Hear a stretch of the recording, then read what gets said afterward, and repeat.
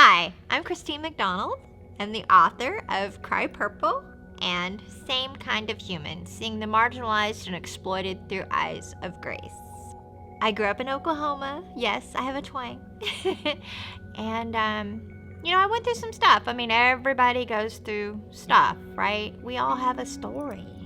And all of our stories look different. We're all born. That's kind of the book cover of our story. We enter the world and take our first breath, but it looks different. And my story covers a whole lot of things. From, homelessness, from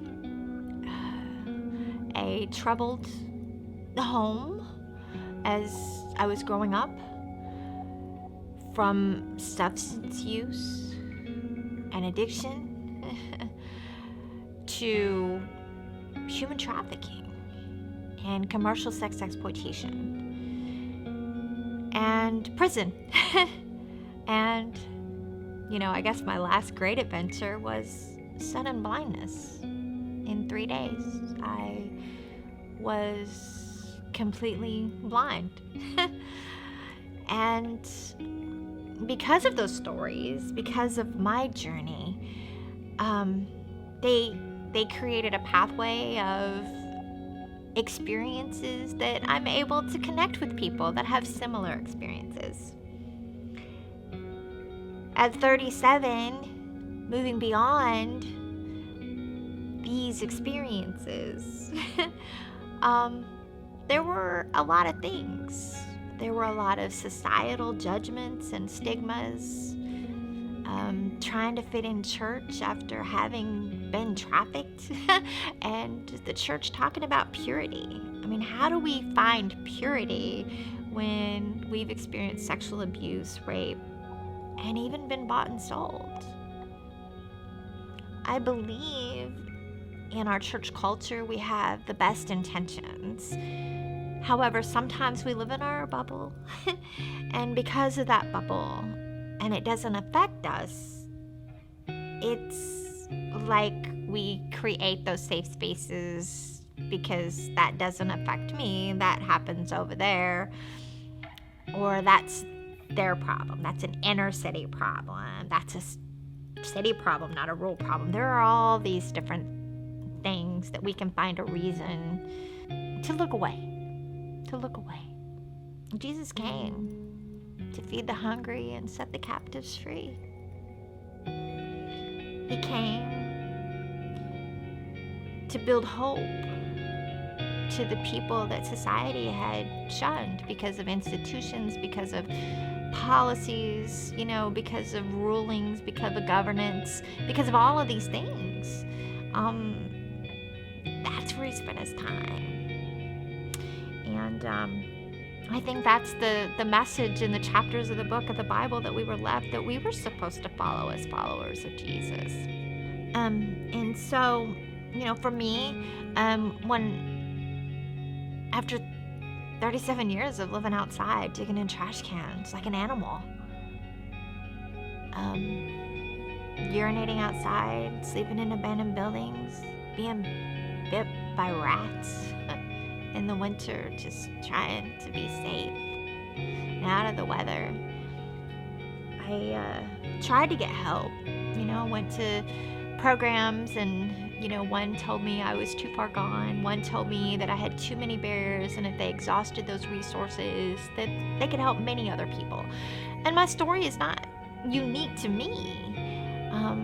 The way things are set up in our communities and program operations so often is the people that have the most barriers are the ones that are least able to get the services.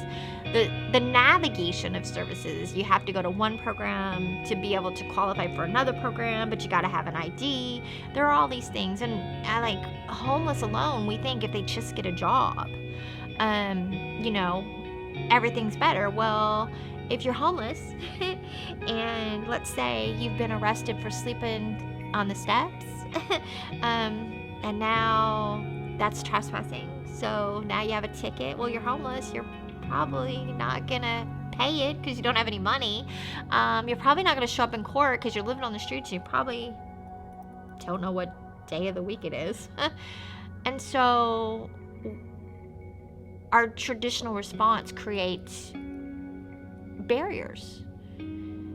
And those barriers impede people's ability to move beyond their situation. And so creating hope is important. Creating hope. Give them a job application. What if they can't read? That was my situation. Just go get a job. Well, I have a criminal record. That was my situation. Here, you can go get housing there. Nobody will rent to me because I have a criminal record. We have to think about all of these situations. Treatment and addiction, we think that that's a moral deficiency and we know it's a disease, but an addict, when you lose hope, if you're hungry and you get high, you're not hungry anymore. And sometimes it's the only thing you can do to deal with the hopelessness. And yet we judge their choices. And sometimes it's the best choice they can make at the time. We have to think about all those chapters and those things that lead up to that point in time that has them in the place in which we encounter them. We can't just say, oh, they're just holding a sign and they're out there homeless, or oh, they just got out of prison, or oh, they're just an addict. We have to think about all the little things that come into play. And hopelessness is a horrible place to be. Proverbs 13:12 says, hope deferred makes a soul sick, but hope fulfilled is like a tree of life. But the longer you've been a place of hopelessness, the harder it is to grab that and hold on to it and just follow through to hold on, right? And that's easy for some of us that are believers, but it's not so much. There were many times I asked if there was a God, why are these kind of things happening? When I would try to get help and try to find my way out, and people would turn me away. Well, at least I know how to survive out here. And so I wanted to be able to tell the stories, not just my story. I survived, and I made it out. I have a nice life that I'm thankful for, but many people didn't. And many people are still in their place of hopelessness so many years later. Sometimes that's policies. Sometimes, they don't have enough hope. Sometimes because the needs are so great, just to show up an appointment is daunting. And so how do we create empathy? And how do we love people right where they're at? How do we be okay as seed planters so that we can build that hope? So that we can watch that tree of life start to blossom in those people around us. And so in my experiences, I've been arrested 103 times, guys. I've been to prison 7. It sounds crazy, but a lot of that was like sleeping in the doorsteps of a church or in an abandoned building and trespassing, or I have some drug paraphernalia charges. I have some prostitution charges from an era when we didn't think about trafficking being a crime where victims were involved. And we know differently now, and so the responses today are totally different, and that's a beautiful thing, but it leaves barriers. And so I thought, well, people died along the way and they never found their home, and they never got to tell their story.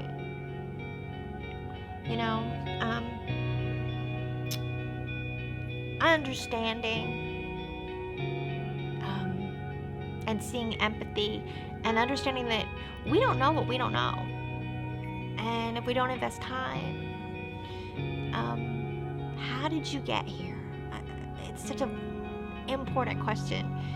We always say, why are you doing what you're doing? Or why don't you just stop? The Bible tells us to love God and love our brother as ourselves. So How do we change our conversations to, how did you get here? How did this happen to you? What has happened to you? How do we invite those kind of conversations and build relationship and trust with people so that we truly can help? Unfortunately, oftentimes, we create programs and we create systems and we create policies, but we're not hearing the voices of the people that have lived it, experienced it, or that are living it and experiencing, so that we know that we're really being the most integrous we can be to ensure these systems work, so that they can be empowered, and that they don't have to spend decades in long-term homelessness or long-term addiction or in and out of prisons and institutions. When you have a felony, it is not easy to get a job.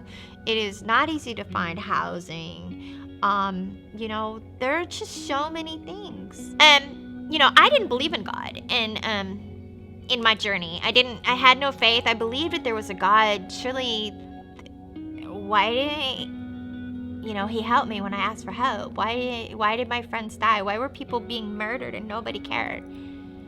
And in some of the most indignant ways, people looked for homeless people to be targets. I didn't understand, if there was a God, how could something like that be, right? He surely couldn't be a living God. I didn't know, but I didn't know what I didn't know because nobody told me. Nobody told me at the churches about the man who knew absolutely everything from beginning to end and died for us anyway. Nobody told me that love story. I think that would have drawn me and many others in, knowing that somebody cared that much about people like us. And, my coming to understand and learn God, so many things had happened, and I'd finally, kind of dabbling into God and learning about God and clean and off the streets and, having a job and just trying to figure out life, after living outside for 20 years. And, I was faced with one of the biggest challenges of my life. In 3 days, I was completely blind. And I was pregnant at the time. And I had a choice. And my choice was medication that would have saved my eyesight, but it would have taken the life of my unborn child. And I thought I had been through so much in my life already. And then I just knew innately somehow that I didn't create that baby. And I couldn't determine its death. But I believe, because God doesn't waste an opportunity for anything, my blindness actually became that thing that catapulted me into my faith in a much deeper level. Perhaps I survived to tell the story, not just my story, but the story of those that never had the opportunity to tell their stories. Perhaps I survived, to bring in this kid that's going to be something phenomenal. I don't know. What I know is, if we do for one what we wish we could do for everything, for everyone. I mean, we think about homelessness and that's just too big of an issue. I can't solve that. So that becomes our excuse to do nothing.